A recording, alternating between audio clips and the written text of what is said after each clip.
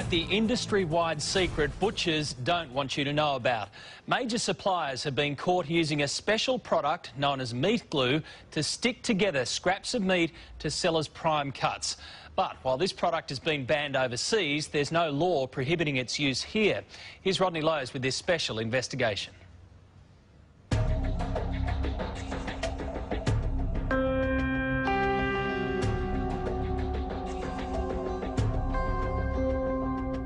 It's the meat industry's dirty secret, a way of turning the scraps too small to sell as a premium steak back into a juicy, plump eye fillet to sell for a premium price. So clever, you'll never tell. Not even an expert can. Before, you didn't even pick that as a join, though, did you? It doesn't even tear through the joint. A bit hard to tell, isn't it? Butcher James Faulkner runs Queensland Natural Beef Company, an organisation dedicated to using as few additives in meat from paddock to plate as possible. But tonight, he's exposing how some parts of the industry are able to trick their customers and use whatever it takes. Yeah. I've just got some fine diced beef and my special enzyme. I'm just going to mix it up a bit.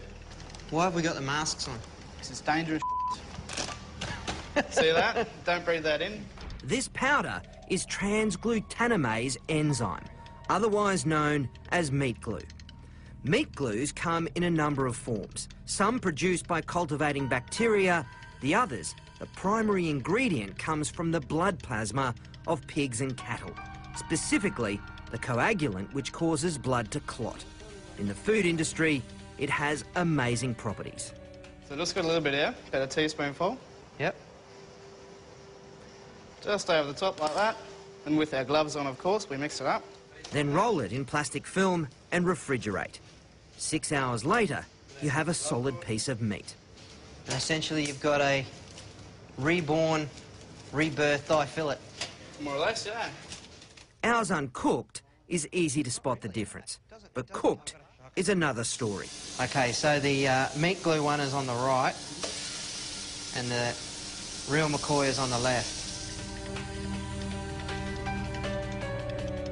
And it's not just beef.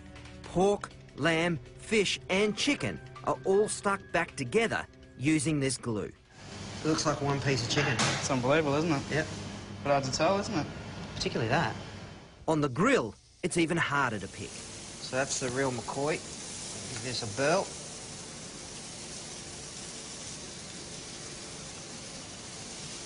Nice and tender, nicely salted.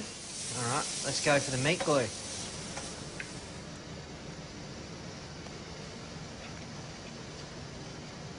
I can't tell the difference. Pretty good, but potentially dangerous. I've sort of got two concerns. One that is well publicised, which is misleading people. The other area is the microbial side.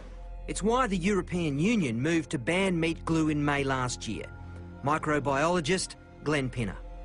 If this food is sold or represented as a solid piece of steak and you cook it rare, you're really leaving yourself open to get food poisoning. Once you glue two pieces together, it's difficult to cook thoroughly those parts that were on the outside but are now on the inside. The amount of bacteria on a steak that has been put together with meat glue is hundreds of times higher. We had no idea how guarded a secret this was until we started contacting restaurateurs and butchers to ask them about the use of meat glue. Many of them didn't want to speak for fear of upsetting their suppliers, creating bad blood in an industry that has become very clever at using this product. Are you just shaking your head? A little bit. It's unbelievable, isn't it?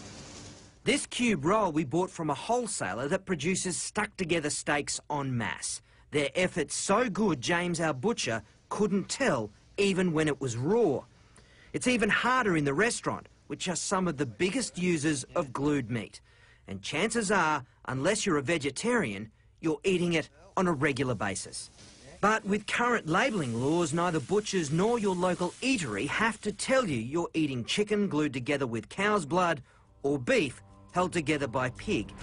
It's the same reason they can take low-grade meat and pump it with water and flavour to make it edible. OK, so just after about a minute or two, we've got quite a lot of moisture out of there.